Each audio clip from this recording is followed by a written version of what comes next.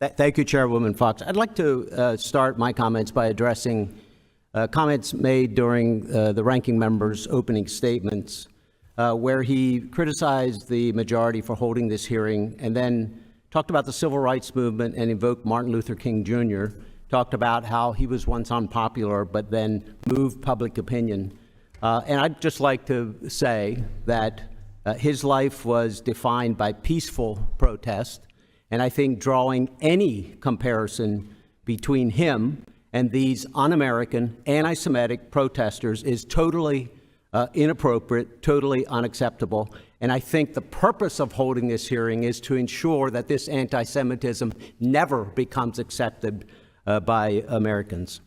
The anti-Semitic behavior that we've seen on your college campuses is reprehensible. It's un-American. It's against your own policies. And in many cases, it's criminal. And I'm deeply concerned by the fact that President Schill and President Holloway, you gave in to the protesters' demands at the expense of the rest of your student bodies.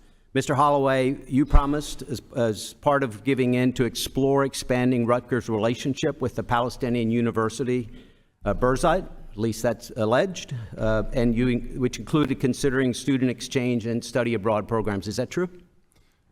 For Birzeit University, we already have a relationship with that university. Birzeit has buildings named after convicted terrorists. It has glorified terrorism in official social media posts. Hamas won a majority of the school's student government. 8 of its students were arrested for planning terror attacks just weeks before October 7th. And as of 2014, Birzeit had an official policy of barring Jews from its campus. Is this really an institution Rutgers should be partnering with? Sir, we partner with institutions all around the world. The information... Will you commit to ending the relationship with Birzeit University? The information you just shared with me is new to me, sir, and I'll commit to reviewing it. Thank you.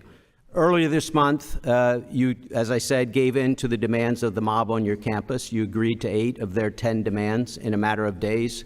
However, you've refused to act on the requests of Rutgers' Jewish faculty, administrators, and staff group called JFAS from this past December.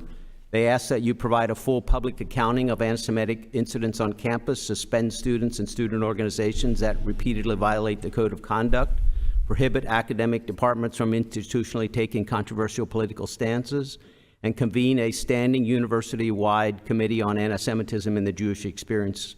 Why have you ignored JFAS, but acted immediately to appease pro-Hamas and anti-American protesters? Thank you for the question. The first thing I'll say, I was not negotiating with the mob, but talking with students. To your question specifically, the Jewish Faculty Administration and Staff, JFAS organization, the requests that they sent to us are being acted on post-haste. So will you commit today to fulfilling all the requests? I will. In fact, part of the plan for the summer, we've already shared our, drafted out our action plans, addresses most of those concerns, sir. Most of their concerns. Will you commit to providing a full public accounting of anti-Semitic incidents on campus to them? We are, we've been scrubbing our own information to make sure that we can get that information elevated. So you'll commit to doing that? We are doing that work, sir. Will you commit to suspending students and student organizations that repeatedly violate the code of conduct? When students violate the code of conduct, they go into a disciplinary process. The results could look like many different things. Will you commit to suspending them if that happens?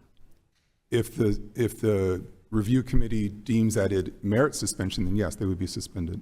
Will you commit to prohibiting academic departments from institutionally taking controversial political stances? This is something that we're reviewing this summer, sir. I recognize that when departments make these kinds of blankets, I'll call them blanket statements on any topic, it is an assertion of speech, but also has a chance to make it harder for members of the department who don't agree with it. Will you commit to convening a standing university-wide committee on anti-Semitism and the Jewish experience? So we immediately convened in response to the JFAS request. We created such a committee in our New Brunswick campus. We have several campuses. And this summer, one of the things that we're looking at is trying to figure out how to pull together representatives from each of our campuses. So you're still, it's taking a long time to respond to them. You responded to the other immediately. Will JFAS need to threaten to disrupt exams for you to listen to them? No, sir, that would not be the case. We were acting in a state of emergency in the case of in the encampment. With JFAS, I will absolutely say that we could have responded more quickly and more robustly, and we always will be trying to do better, sir. Thank you, President Holloway.